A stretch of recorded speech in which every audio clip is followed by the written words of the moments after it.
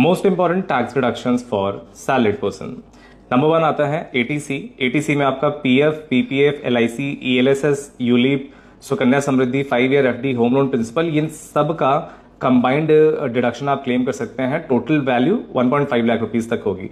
Next section आता है section 80D। इस पे मेडिक्लेम आप क्लेम कर सकते हैं फॉर सेल्फ एंड फैमिली और फॉर पेरेंट्स के लिए। सेल्फ एंड फैमिली के लिए 25,000 रुपए और पेरेंट्स के लिए अलग से आप 25,000 रुपए क्लेम कर सकते हैं। नेक्स्ट आता है सेक्शन 80CCD1B। इसमें होता है additional employ contribution to NPS. इसमें आप 50,000 रुपीज तक का रिडक्शन ले सकते हैं। नेक्स्ट आता है मोस्ट इंपॉर्टेंट सेक्शन 80CCD2 और ये वो सेक्शन है जो न्यू रिजीम में भी मिल जाता है। इसमें होता है एम्प्लॉयर कॉन्ट्रीब्यूशन टू एनपीएस और ये आपके 10% ऑफ सैलरी के बराबर आप डिडक्शन इसमें क्लेम कर सकते हैं। नेक्स्ट आता है एचआरए।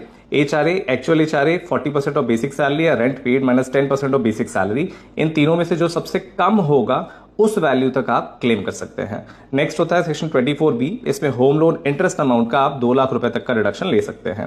नेक्स्ट आता है सेक्शन 80E। इसमें एजुकेशन लोन इंटरेस्ट का आप रिडक्शन क्लेम कर सकते हैं। और उसके बाद नेक्स्ट होता है सेक्शन 80EEB, जिसमें ईवी लोन का इंटरेस्ट आप 1.5 लाख रुपए तक क्लेम कर सकते हैं। इसके बाद सेक्शन 80DD होता है, जिसमें मेंटेनेंस और medical treatment of disabled dependent person. अगर कोई पर्सन आपके घर में कोई डिसेबल पर्सन रहता है तो उस केस में आप इस सेक्शन का यूज कर सकते हैं। अगर डिसेबिलिटी परसेंटेज आपका 40% से 79% तक है तो आप 75,000 रुपए तक का फ्लैट डिडक्शन ले सकते हैं और डिसेबिलिटी परसेंटेज अगर 80% या उससे ज्यादा है तो 1.25 लाख रुपए तक का डिडक्शन आप क्लेम कर सकते हैं। नेक्स्ट आता है सेक्शन 80DDB।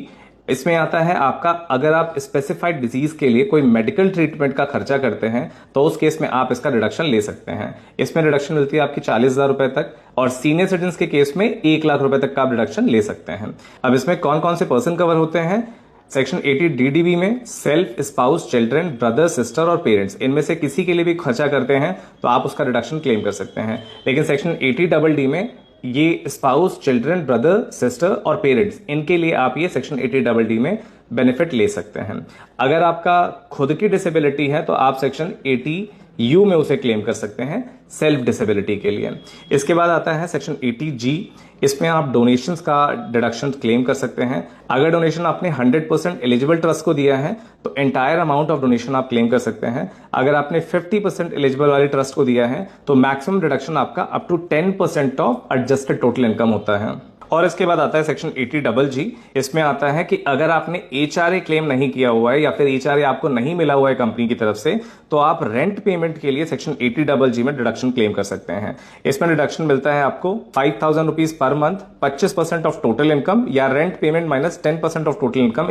इन तीनों में से जो भी सबसे कम होता है उतना आप डिडक्शन क्लेम कर सकते हैं।